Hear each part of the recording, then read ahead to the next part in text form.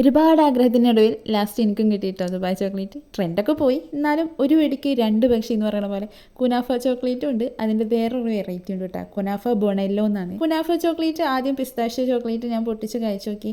എനിക്ക് എല്ലാവരും പറയുന്നത് പോലത്തെ ഒരു ഹൈപ്പൊന്നും എനിക്കതിൽ തോന്നിയില്ല കേട്ടോ. അത് ഇനി എൻ്റെ കുഴപ്പമാണോ എന്നറിയില്ല.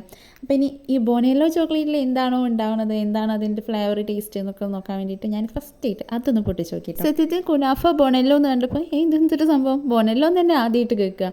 അപ്പോൾ ഇത് എന്ത് സംഭവം എന്ന് അറിയാൻ വേണ്ടിയിട്ട് ത്വരയിൽ ഞാൻ പൊട്ടിക്കണം കേട്ടോ. എൻ്റെ ത്വരയുടെ ആഘാതം കൊണ്ടാണെന്ന് തോന്നുന്നു അത് കവറിൽ നിന്ന് തന്നെ പൊട്ടിപ്പോയി. ഞാനൊരു വലിയ ബാറായിട്ട് അത് ഫുള്ളായിട്ട് എടുത്ത് എനിക്ക് കാണിച്ചു തരാം എന്നൊക്കെ വിചാരിച്ചതാണ്. പക്ഷേ അതൊന്നും നടന്നില്ല. എന്നിട്ട് ഞാൻ എൻ്റെ വിഷമൊക്കെ മാറ്റാൻ വേണ്ടിയിട്ട് ഞാനും അതങ്ങോട്ട് കഴിച്ചു കേട്ടോ.